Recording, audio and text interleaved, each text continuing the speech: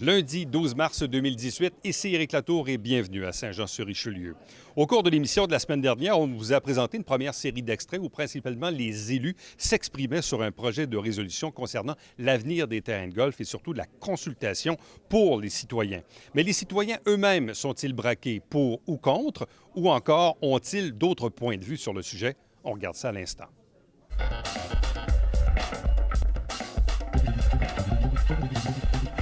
On va commencer la question avec M. Luc Boulet du Club de golf de Saint-Jean, suivi de Ginette Lévillard. M. Boulet, bonsoir. Bonsoir, M. le maire. Bonsoir, mesdames les conseillers, messieurs les conseillers. Laissez-moi me présenter. Je suis membre actionnaire et président du comité de disposition du terrain du Club de golf de Saint-Jean. Il y a maintenant, depuis plus de 2 ans, que nous planchons sur un projet de sauvetage du club pour les nombreuses raisons qui ont été mentionnées dans cette salle ce soir. Et tout ça passe par la construction d'environ 80 unités de logement du côté du clubhouse sur la rue Jacques-Cartier-Sud. Et ça l'emploie seulement une infime partie du terrain du Club de golf de Saint-Jean. Je dois vous dire qu'on a travaillé avec la collaboration du service de l'urbanisme durant ces 2 dernières années-là.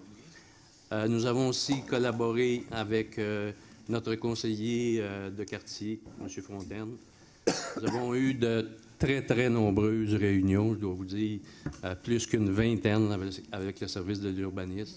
Nous sommes donc prêts, nous autres, à faire feu, comme on peut dire.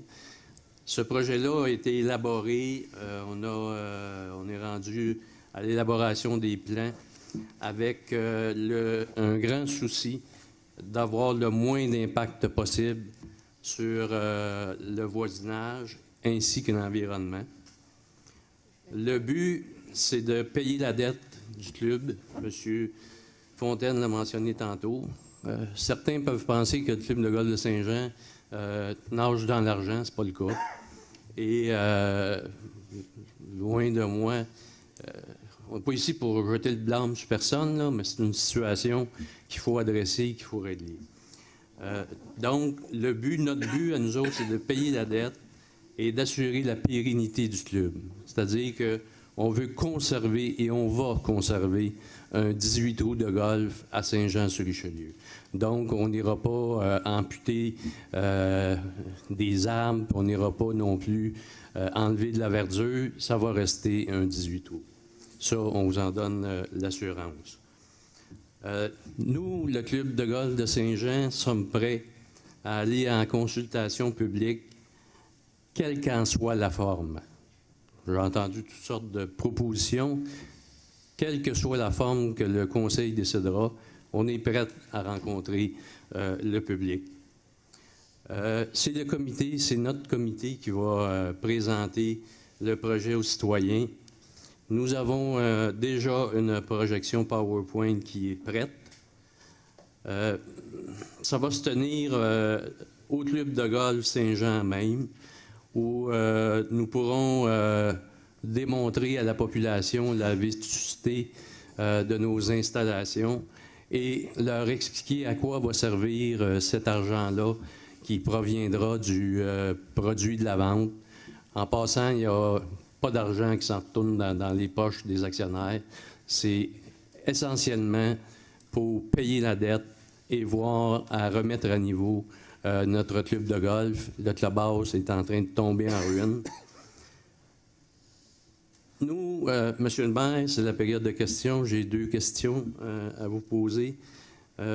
Pouvez-vous nous assurer qu'une consultation publique va avoir lieu d'ici la fin du mois de mars, ou plus tard, d'ici le début avril? Nous, ça fait 3 ans qu'on attend, là. On est prêts, on nous a demandé, il y avait des élections qui s'en venaient, bousculez rien, attendez-nous. Là, ce que j'entends ce soir, c'est on est en train de... Nous autres, on est victimes, là, on se trouve dans un tsunami à cause d'autres clubs de golf. Je n'ai pas entendu parler du club de golf de Saint-Jean aujourd'hui, sauf par le biais de M. Fontaine. Ça semble pas être la problématique ne semble pas être le dossier du club de golf de Saint-Jean, selon ma perception à moi. Et on préserve tout ce qui est comme espace vert. Donc, nous, on est prêts et on ne voudrait pas se faire emporter par cette spirale-là qui va faire en sorte qu'on va perdre encore une année. Notre situation financière, elle est précaire. On l'a dit, on ne peut pas toffer tout le temps comme ça. Plusieurs des membres offrent du bénévolat comme travail au club de golf. Ma deuxième question, pouvez-vous nous assurer que le club de golf de Saint-Jean ne sera pas pris en otage à cause des chicanes du conseil dont nous sommes témoins ce soir? C'était mes deux questions, M. le maire. Donc, voici mes 2 questions. Donc, oui, je peux vous assurer que le club de golf ne sera pas pris en otage, mais non, je ne peux pas vous assurer dans quel délai la consultation se réalisera pour votre club de golf. Donc, on va devoir évidemment consulter nos services pour ce faire. Puis, de toute façon, vous serez contactés, puis on pourra vous tenir au courant des différents pourparlers puis des démarches qui seront à suivre. Merci. Merci, M. Boulet.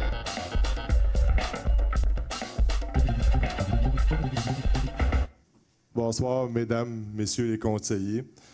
Principalement, j'ai décidé de venir ce soir. Moi, je suis situé sur la rue des Fortifications, sur le club de golf des Légendes. Je suis là depuis 13 ans.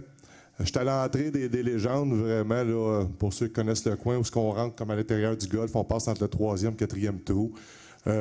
Ma maison, c'est une victorienne, tout vitrée. Moi, j'ai profité de cet endroit-là depuis déjà 13 ans.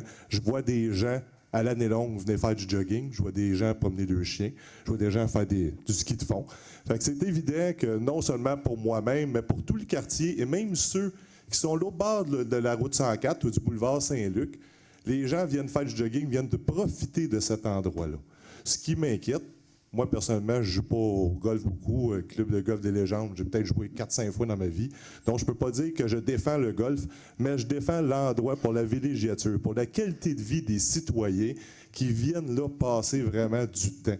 Vous venez chez nous, je vais vous le dire, c'est des dizaines, c'est pas naturellement des centaines de personnes par semaine qui viennent voir, qui se promènent, qui profitent de cet endroit-là. Pour moi,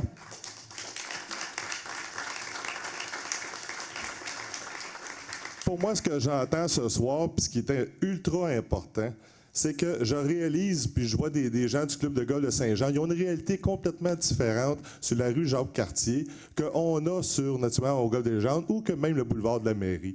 Donc, ce que je suis très interpellé, c'est qu'on cherche à faire une résolution pour 3 réalités complètement différentes. Donc, pourquoi ne pas séparer ces choses-là?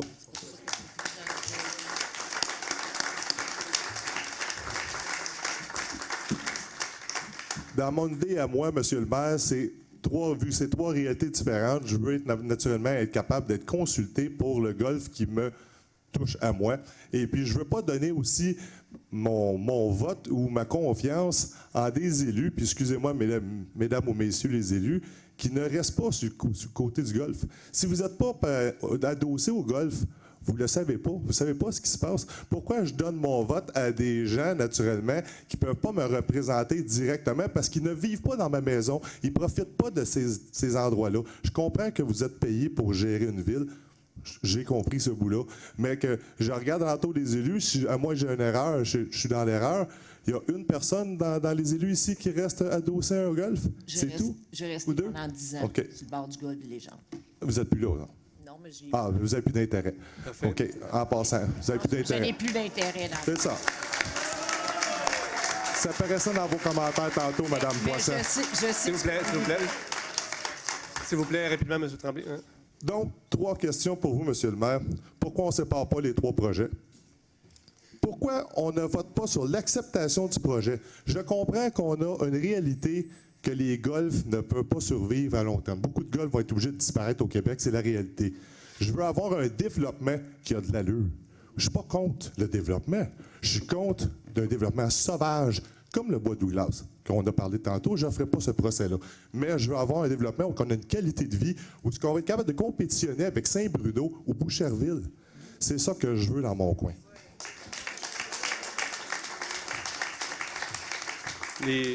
Dans la troisième question, je dois juste m'assurer que les citoyens vont avoir un droit de vote pour, naturellement, le projet qui les touche à eux. Pas le vote de la ville de Saint-Jean sur qu'est-ce qui se passe sur les légendes. Les gens du quartier des légendes pour les légendes, comme la mairie, ou comme les gens de Jacques-Cartier dans le coin pour le Vieux-Golf. Merci, M. le maire. Rappelez-moi votre deuxième question. Deuxième question, c'est pourquoi on ne vote pas sur l'acceptation du projet? Par projet. Bien, oui, moi, je suis d'accord avec vous. D'ailleurs, dans la proposition que j'avais mise sur la table, que j'ai proposée aux conseillers qui n'ont pas retenu, je proposais justement de scinder justement la consultation sur Saint-Jean et ensuite de faire une consultation. Et là, je suis plus ou moins d'accord avec vous, mais moi, ce que je proposais, c'est de tenir la consultation sur tout le secteur bergère des Échevins dans un seul bloc, parce que ce qu'on fera dans un secteur aura un impact sur l'autre. Il y a aussi, comme M. Savard mentionnait, il y a le secteur de la rue Bergère, il y a le secteur de la terre à boucher. Donc, tout ça est comme un poignée interconnecté. Donc, je pense que cette consultation-là doit se faire en même temps. Et oui, moi, je suis tout à fait d'accord avec vous. Puis d'ailleurs, j'en ai pris un engagement électoral. Je vais tout faire, je vais me battre pour garder, pour protéger le droit démocratique des citoyens. Puis les citoyens vont pouvoir se prononcer sur l'avenir de leur milieu de vie. Merci.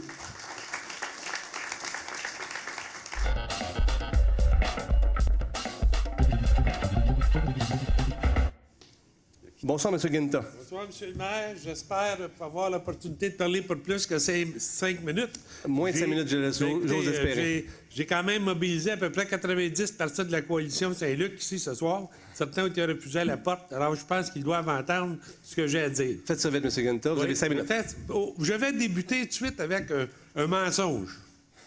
Lorsqu'on parle de la prairie, je suis un adepte du golfe de la prairie. J'étais un adepte, je connais le propriétaire.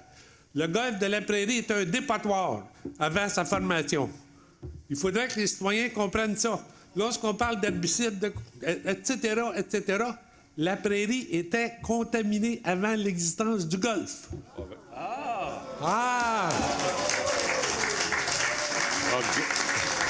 Aussi, j'aimerais... Je regrette, mais il n'y a pas d'herbicide de dépôt. S'il vous plaît. M. Guinta, votre question? Oui. J'aimerais aussi vous faire part de la colère qui existe chez les citoyens de Saint-Luc. Et c'est pour ça que je me suis porté volontaire. Afin d'éviter la prolongation de l'Assemblée, j'ai demandé aux gens de ne pas présenter des questions, de me laisser faire parce que l'Assemblée serait terminée à 2 heures ce matin. Alors, j'ai suivi vos assemblées du Conseil. Il est clair pour les membres de la coalition que le comportement de certains membres du Conseil était truffé de politique partisane plutôt que de soucier des besoins des contribuables. Comme plusieurs de mes voisins, lorsque j'ai quitté ma ville, venez m'établir ici, en Montérégie, dans la deuxième ville en importance après la ville de Longueuil, jamais je n'aurais cru que certains élus étaient consentants à changer des espaces verts de grande qualité contre du béton et de la brique. Et ça, malgré le manque d'espaces verts constaté selon les rapports d'experts mandatés par l'ancien conseil municipal. Nous savons tous que tous les promoteurs immobiliers n'ont qu'un objectif, soit celui de faire rapidement de l'argent sans aucun souci envers les citoyens. J'ai occupé un poste de direction dans une municipalité sous tutelle des Affaires municipales du Québec.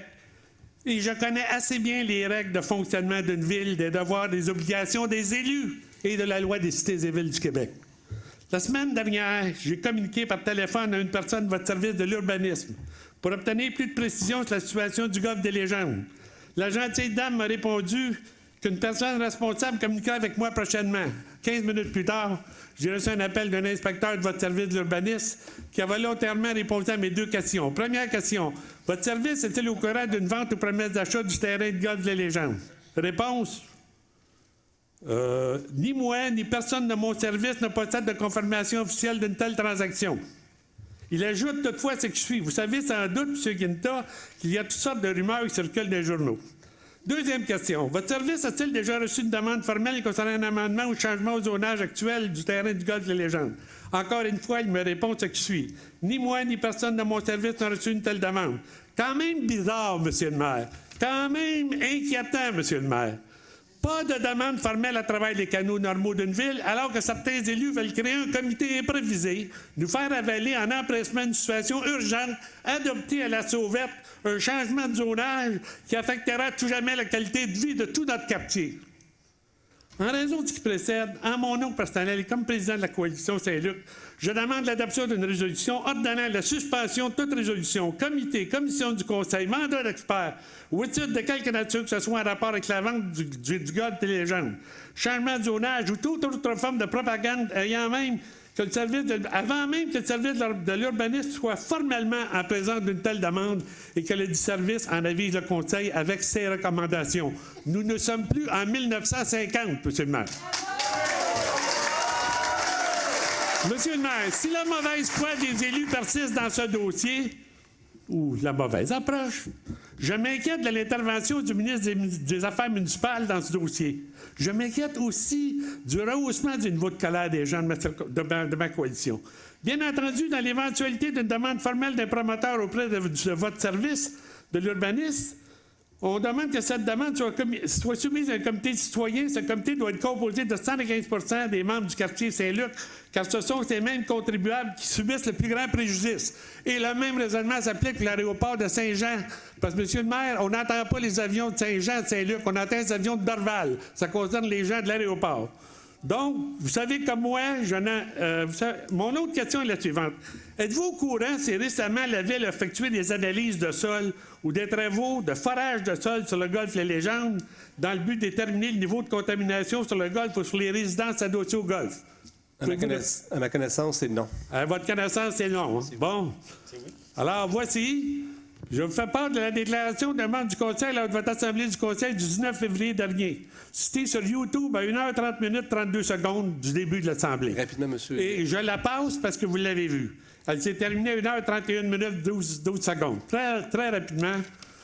Monsieur le maire, suite à cette déclaration convaincante du conseiller, certains membres de la coalition Saint-Luc vont subir un préjudice monétaire grave dans l'éventualité de la vente de leur maison. D'autres membres de la coalition considèrent que la Ville doit réduire la valeur de la propriété au rôle d'évaluation en raison de cette déclaration. Les membres de notre coalition exigent que le conseiller responsable rétracte publiquement ses fausses allégations ici à l'Assemblée et par la suite dans 3 journaux locaux. À défaut de rétractation publique, nous demandons à nos conseillers juridiques de prendre les mesures nécessaires pour assurer la réparation aux graves préjudices subis par certains de nos membres. Vous me voyez même surpris que le propriétaire du golf, Les Légendes, n'exige pas du conseiller en question pareille rétractation aux préjudices dont il est victime. Merci, monsieur Guinta. En conclusion, si vous cherchez un directeur d'urbanisme, vous me le direz. Rapidement. Le principal secteur polluant, monsieur le maire, selon tous les rapports d'experts, c'est le secteur agricole. Le saviez-vous? C'est pas les golfs.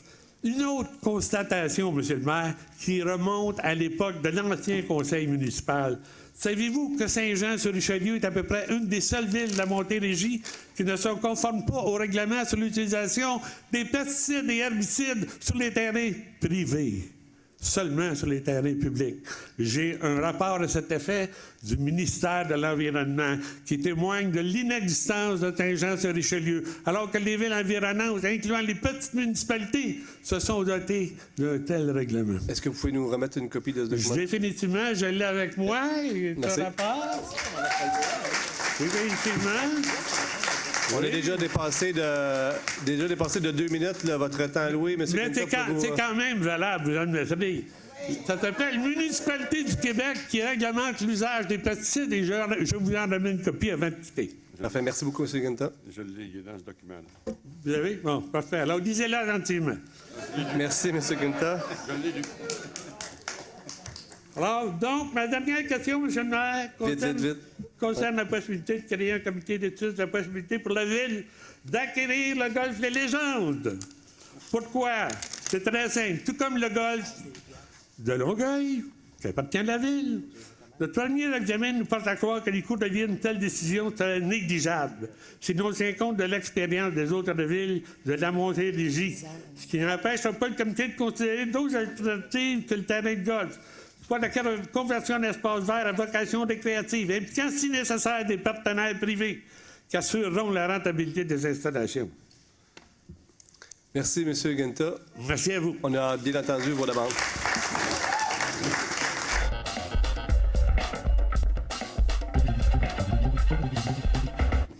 Mon nom, c'est Marc Ravel. Je suis résident de la France depuis 32 ans. Je pense que tout le monde sur le conseil ici sont familiers un peu avec les défis qu'on a sur section de la 35. Déjà, les résidents font face à la pollution de bruit, la pollution d'air, et maintenant, on fait face à la pollution de lumière. Comme la résolution voit, il y a déjà un panneau qui est digital. C'est un très gros panneau. C'est un panneau qu'on dirait qu'on voit souvent dans les stades. Et maintenant, on a ce panneau qui est dans un secteur plus résidentiel que commercial. Et je peux vous dire qu'il n'y a pas de façon d'échapper de cette lumière-là quand le soleil tombe. Maintenant, je suis obligé, et tous les résidents sont obligés de vivre avec les fenêtres et les portes fermées. Et maintenant, on va être obligé de vivre avec les rideaux fermés aussi, pour 24 heures sur 24. Je ne sais pas si vous restez dans un coin où ce que vous avez un panneau qui est juste 100 pieds de votre salon ou votre chambre de couchage, mais c'est inacceptable qu'on avait déjà laissé Pattison poser ce panneau digital quand il y a une place plus propice à ça entre la sortie Pierre-Caisse et Boulevard Saint-Luc. Juste parmi tous les beaux concessionnaires et tous les beaux centres de rénovation, au lieu de mettre ça directement en face des maisons. Parce que ces panneaux-là ne sont pas visés autant sur le trafic que sont visés, l'angle sont visés directement dans les fenêtres des maisons. Et je vous invite de passer puis prendre une marche. Je vous dis, puis je vous mens pas, je peux couper ma gazon le soir à cause de la lumière qu'on a sur la rue Neuve-France. Je vous mens pas. Et j'aimerais... J'ai deux questions. Premièrement, je ne me trompe pas, il y a déjà un panneau digital là. Oui. Mais question, est-ce que le CCU a analysé l'impact que ce nouveau panneau-là aurait versus l'ancien? Souvenez-vous? Bien, c'est ça dépend. Si cette question n'a pas été adressée, on pourrait... Monsieur le maire, peut-être que, compte tenu de la situation, ça se trouve être dans le secteur de... Madame Charbonneau. Madame... C'est le centre d'achat, la pancarte qui est là. Dans le centre d'achat, oui, c'est ça. Mais sauf que son point là est bon. Est-ce que moi, je propose qu'on reporte ça pour étude, pour voir s'il y aurait possibilité de regarder avec eux autres si... Mais à moins que le CCU ait analysé la chose en disant qu'il n'y ait pas d'impact, mais sinon... Moi, j'ai une question. Ça veut dire, monsieur, est-ce que vous voulez qu'on enlève le panneau au complet ou vous voulez qu'on... Non, Moi, je suggère oui. Que si je c'est ça que j'ai compris. Moi, je viens du média. Puis je sais les avantages d'un panneau digital pour Pattison. Parce qu'il peut changer les annonces comme ça, sans coût. Mais pour que ça soit efficace, il faut qu'il allume ce panneau-là à une très haute intensité pour que ça soit visible durant la journée. Le soir, imaginez-vous, qu'est-ce que l'impact de cette visibilité a? Comme je dis encore, c'est dans un secteur résidentiel, juste à côté, oui, à côté le centre d'achat, mais il y a des blocs d'appartements, il y a peut-être 200 portes qui sont affectées par ces panneaux-là. Okay. La problématique, je veux poser la question, est-ce que c'est la problématique du panneau en lui-même qui éclaire trop ou c'est la problématique, étant donné que le message va changer, est-ce que ça vous dérange plus ou c'est la même chose? Il éclaire beaucoup, beaucoup trop. Beaucoup trop. Parce que peu importe qu'il soit fixe ou qu'il bouge. Quand que ça bouge, c'est encore plus pire. Parce que ça fait des flashs. Surtout quand il y a un fond blanc, ça allume tout. Mais ça ne devrait pas être allumé. Merci, M. Gravel, oui. Est-ce que M. Gravel? Oui. C'est ça. M. Gravel, je crois que vous êtes dans mon secteur, moi. Oui. OK. Moi, ce que je demanderais, peut-être juste si on peut le retirer aujourd'hui. Je vais me faire un plaisir d'aller voir l'impact au niveau de la luminosité le soir chez vous que ça peut avoir. Puis à ce moment-là, ben, je pourrais regarder avec le CCU, là, leur dire... Madame Charbonneau, vous avez proposé la résolution. Est-ce que vous êtes d'accord à la retirer? Reporter, oui, on peut le Parfait. Est-ce reporter. que tout le monde est d'accord avec cette... Je peux juste me rappeler Puis ici, votre adresse, s'il vous plaît. 516 de la Nouvelle-France. Et c'est aussi qu'on pourrait peut-être, la prochaine fois, trouver une façon d'avertir le monde sur notre rue. Parce que la seule façon que j'ai su que c'était un sujet pour la rencontre ce soir, c'est qu'en passant par la passerelle, en s'en allant vers le centre d'achat, j'ai vu un petit pancarte dans la neige, en dessous le gros pancarte, Ouais. qui disait que... Et c'est juste parce que je suis curieux que j'ai marché là, au bord de la rue pour voir que c'était quoi.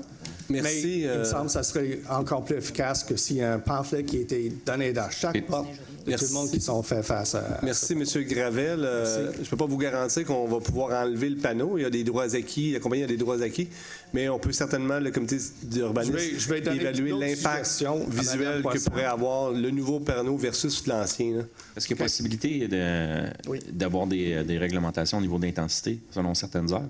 Mais on demandera au CCU C'est exactement... de... Ben, si on veut regarder, si c'est pas possible de déménager le panneau, Il y a des intensités à il partir y a de des Merci. intensités qui peuvent varier ou même là, après disons 6 heures, que ça soit fixe. Puis vers moins. Parfait, merci, M. Je n'ai Gravel. pas dit pas allumé. Pour retourner à un panneau conventionnel. Merci, M. Gravel.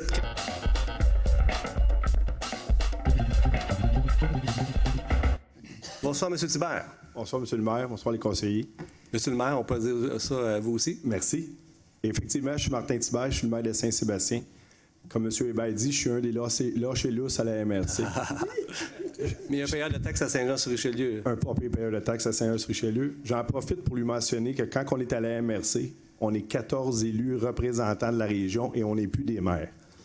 Non, effectivement, mais on est quand même des élus, des représentants du peuple. Donc, Ouais. oui, on est libre de nos votes, mais on est tout de même représentants de nos citoyens. Et votre double majorité vous permet en tout temps de bloquer toutes les lois qui pourraient nuire à la ville de Saint-Jean. Mais je peux rien imposer, par contre. Non, effectivement. À moins d'avoir l'appui de 5 de mes collègues. là. Fait que comme je l'ai dit, je suis le maire de Saint-Sébastien. Je suis aussi candidat à la présidence de la commission scolaire et je suis responsable du programme de football des Oursons d'Iberville avec d'autres collègues. Ici, ce soir, j'ai aucune allégeance politique. Je pense que je connais tous les conseillers. Je suis ami avec tous les conseillers qui sont ici. Je pense que je parle au nom des enfants de Saint-Jean, de ceux du secteur d'Iberville puis de la région.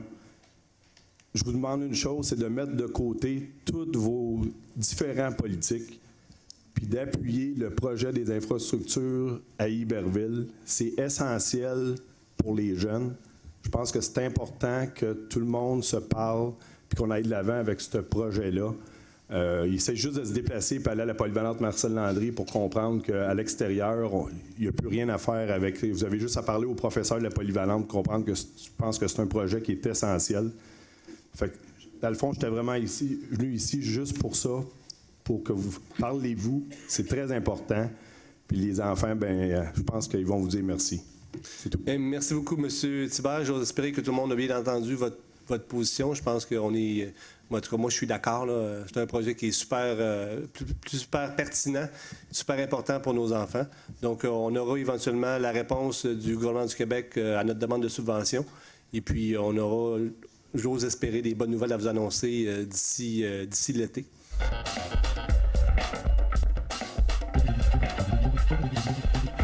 Merci d'avoir été là. On se fixe rendez-vous la semaine prochaine alors que nous allons vous présenter de nouveaux extraits de la prochaine séance du Conseil prévue pour le lundi 26 mars 2018. Entre-temps, si vous désirez m'écrire, faites-le par courriel à ericlato en un mot @tvhr9.com.